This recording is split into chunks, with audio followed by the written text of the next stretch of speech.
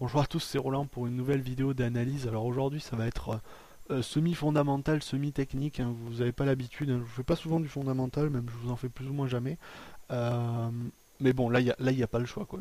Je peux pas faire sans. Demain ça va être un peu l'événement majeur du moment, quoi. La dégradation de la note américaine par l'agence Standard Poor's. Euh, alors moi je commence à être un petit peu nuancé là-dessus, puisque au niveau des indices, alors c'est assez compliqué ce qui se passe. D'ailleurs, ça m'a drôlement étonné. Euh, le, les indices au début, hein, c'est ça, la semaine dernière, je me suis demandé pourquoi les indices baissaient tant alors que les news n'étaient pas mauvaises à ce moment-là. Pourquoi est-ce qu'ils s'effondrent totalement, quoi. Je veux dire, c'est un scénario de crise. Et alors qu'il n'y avait rien finalement. Il y avait pas, il y avait, même le chômage du vendredi était plutôt bon. Il était à 9,1 au lieu de 9,2, donc c'était une bonne amélioration. Il y a eu un petit coup et puis c'est reparti dans l'autre sens. L'euro est reparti à la hausse. Bon, là on fait la paire USD, je le précise. Euh, et donc le dollar a continué. Enfin, il y a eu une. Sur les indices, ça a été la catastrophe alors qu'il n'y avait rien finalement. Donc je suppose que cet abaissement de la note était déjà inclus dans les cours. Et c'est là que ça nous laisse à penser, on se demande, bon, il y a eu des bourses, je sais plus, il y a Tel Aviv qui a ouvert à moins 6%, donc déjà il risque d'y avoir un gap sur les indices demain, hein, c'est assez fort probable. Maintenant moi je dis il faut s'abstenir à l'heure actuelle, il faut attendre de voir ce qui va se passer, parce que là rentrer maintenant c'est suicidaire, il va y avoir avant même qu'on sache si ça va être de la hausse, de la baisse, il va y avoir une volatilité terrible, quoi. Ça va être la première dominante. Euh, donc à partir de là, il faut attendre un petit peu, il faut laisser se poser les choses, sinon on fait pas du trading, on fait du pari. Donc là, la dégradation des notes des États-Unis, je vais pas en parler énormément parce que j'en ai déjà parlé pas mal dans les articles, hein, je vous invite à les lire. Euh, c'est un problème surtout d'image, je pense. C'est-à-dire que là, 61% des réserves de change dans le monde sont faites en dollars, sont constituées de dollars. Le dollar est un collatéral, c'est-à-dire une garantie de paiement, une forme d'hypothèque, si j'ose dire. C'est le, c'est une, voilà, c'est un collatéral, c'est une garantie. Euh, on gage les autres monnaies sur du dollar. Et là, on nous dit, voilà, la dette américaine n'est pas la plus sûre au monde. C'est ça la vraie raison. C'est plus ça qu'autre chose. C'est pas dire elle est plus sûre parce que AA+, c'est quand même une bonne note et c'est une note unilatérale. C'est-à-dire qu'il n'y a que Standard Poor's. Les deux autres agences sont restées sur du triple A. Après, je crois qu'ils sont quand même en perspective négative, hein. C'est à confirmer, j'en suis pas certain. Mais ça m'étonnerait pas qu'ils suivent le mouvement, hein. Souvent, quand il y en a un qui parle, les autres les suivent, hein. C'est les moutons. Mais bon, on va pas débattre là-dessus. Mais bon, pour l'instant, c'est simplement Standard Poor's qui a dégradé à AA+. Alors le problème, bon, AA+, ça reste une très très bonne note, hein. C'est pas tous les États qui ont ça, hein.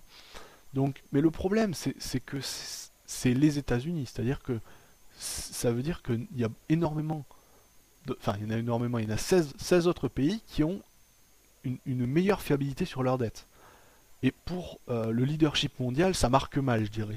Là, c'est vraiment un problème. Là, ça va être vraiment très très spéculatif surtout, puisqu'on n'a pas, ça annonce pas un problème endémique aux États-Unis, une catastrophe à 29, hein. C'est juste une dégradation de la note, comme on peut en dégrader plein d'autres, hein. C'est pas, ça annonce pas une catastrophe.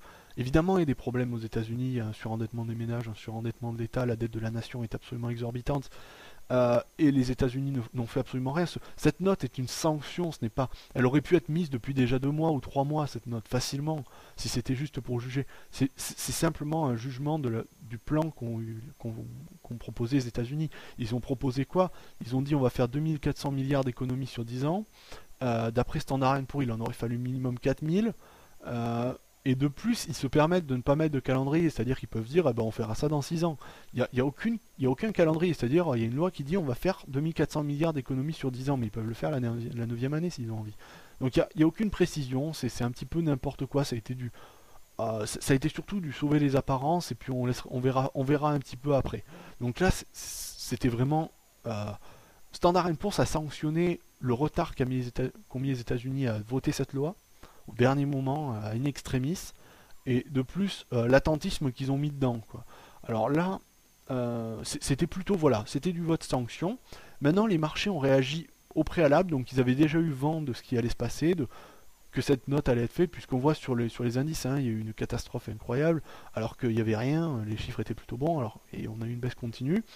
Maintenant, ce qui est intéressant de savoir, c'est est-ce que finalement on va pas avoir des prises de bénéfices?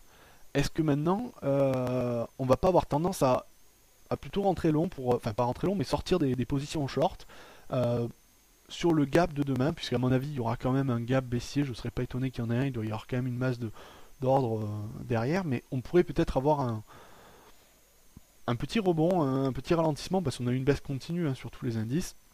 Donc sur les indices, hein, là je vous parle beaucoup des indices, mais on va revenir sur la paire AUD-USD dans très très peu de temps, là j'ai bientôt fini. Mais je pense qu'on pourrait avoir un petit rebond hein, sur prise de bénéf. Ça serait pas étonnant, hein, puisqu'il va y avoir beaucoup d'ordre short hein, aussi, hein, il va y en avoir beaucoup. Et ça serait le bon moment pour sortir des très grosses positions. Quoi. Ça serait, ils auraient, sans avoir un spread énorme, ils pourraient sortir avec pas mal de gains. Donc à partir de là, donc pourquoi je vous fais la paire AUD-USD? Alors je pourrais vous faire l'or, mais là je vous fais la paire AUD-USD parce que cette paire est corrélée à l'or. Et la dégradation de la note des États-Unis qui remet un petit peu en cause l'image des États-Unis. Surtout, c'est surtout un problème d'image plus que de fondamentaux réels. Les États-Unis ne vont pas moins bien aujourd'hui qu'ils n'y allaient il y a 5 mois, alors que la perspective était stable sur toutes les agences. Hein. C'est juste un problème d'image, c'est-à-dire qu'ils ont attendu le dernier moment pour sortir leur loi, et ils ont rien mis dedans. Donc c'est vraiment pour casser un petit peu le rythme, mais c'est encore une fois une mise en garde supplémentaire à la perspective négative que Standard & Poor's avait mis. Euh, donc cette perte d'image va quand même influencer à mon avis les investisseurs et les prêteurs. Donc là on est dans une phase un petit peu de crise si j'ose dire sur les marchés financiers, de panique plutôt. Et on pourrait avoir un repli, donc on a quelques valeurs refuges qui existent. On a l'or qui est très connu, on a le franc suisse qui est très connu aussi. En général, on a le dollar et les obligations d'État. On voit bien que le dollar, il y a assez peu de chances que les investisseurs se replient dessus s'ils y sont déjà, s'ils veulent le quitter. Les obligations d'État, sachant que la note a été dégradée, évidemment, ils vont un petit peu se retirer. Après, voilà, c'est dans des proportions pas forcément énormes. Je veux dire, c'est pas, tout le monde ne va pas retirer son argent de la banque pour le mettre dans de l'or. Mais logiquement, cette dégradation amènera un petit peu de mouvement tout de même. Ça va bousculer la stabilité actuelle des cours de l'or et autres. Et du dollar et compagnie. Alors la paire AUD-USD, je la fais parce que le dollar canadien, australien est corrélé assez bien avec l'or. Je crois que sur 10 ans, c'est à 83% de corrélation. Alors c'est une question d'extraction, hein, de minerais tout simplement, de production. Donc c'est une corrélation positive. Plus l'or monte, plus le dollar australien monte.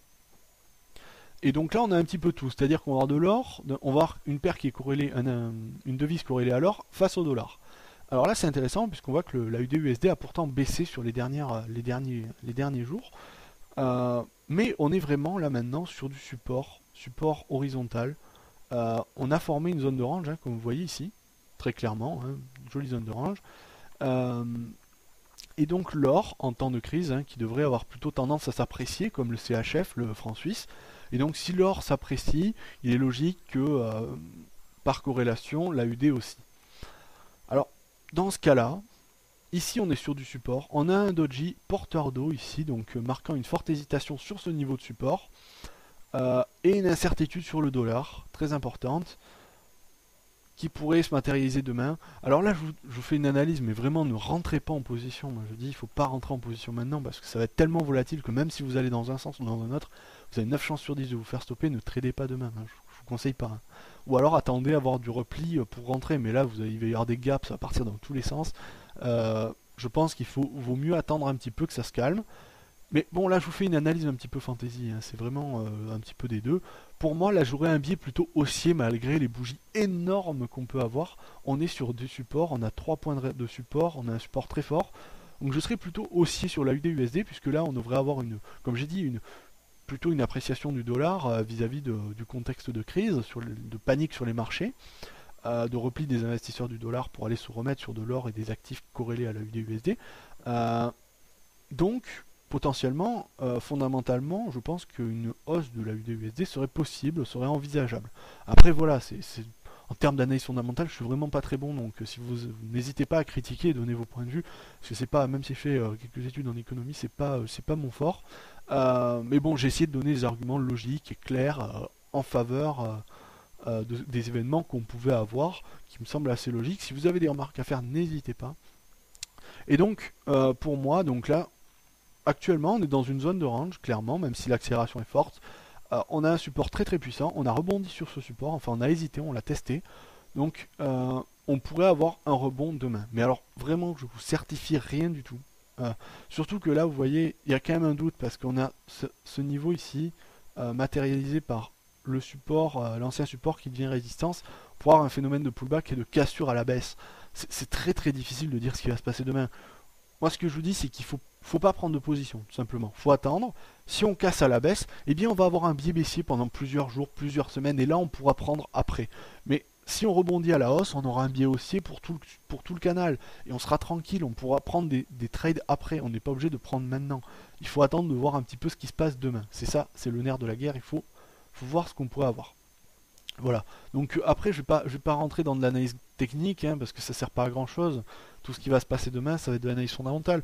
Euh, Moi, ce qui m'inquiète, voilà, c'est que la UDUSD a baissé sur ces derniers jours, alors que logiquement, hein, par rapport à si les marchés avaient absorbé euh, déjà cette news, logiquement, ils auraient eu tendance à s'apprécier. Moi, c'est ce que j'aurais pensé, vu que voilà, dégradation du dollar, donc, enfin, dégradation des États-Unis, donc hausse du dollar, ça me serait semblé logique. Mais ça n'a pas du tout été ça. Euh, Pourtant, l'or a bien monté, la UD n'a pas monté. Alors, attends, on va regarder l'or juste un petit peu. Voilà, donc l'or s'est bien apprécié les dernières fois. Donc là, peut-être qu'il peut y avoir une perte de corrélation entre les deux actifs. Possible, hein, c'est bizarre. Normalement, c'est assez bien corrélé, hein. Il y a une étude qui montre que la corrélation est bonne sur 10 ans. Là, effectivement, on n'a pas une corrélation exceptionnelle. On va voir, hein. Je pense que là, bon, là, vraiment, je vous dis, il faut attendre, voir ce qui va se passer. Il y a à peu près, il y a assez peu de monde qui se sont mouillés pour dire qu'est-ce qui va se passer demain. On attend tous finalement, c'est wait and see, comme tout le monde dit, hein. Donc, moi, je dis, il faut attendre, on voit quels vont être l'impact de la news sur les marchés après officialisation de celle-ci. Bon voilà, je ne sais pas si cette analyse vous aura plu parce qu'elle a vraiment pas grand chose d'analyse technique là-dedans, hein. Je suis désolé. J'ai essayé de donner ce que je pouvais. Voilà, ah ben apparemment à 21 h ici, ben, on vient d'avoir l'ouverture en direct de l'analyse, hein. Une profonde accélération baissière donc sur la plateforme FXCM, 21 h. Bonne accélération baissière, donc peut-être qu'on n'aura pas ce rebond, mais bon, moi je vous dis ça risque d'être volatile. Et sur ce début de cotation, eh ben, je vous dis à bientôt.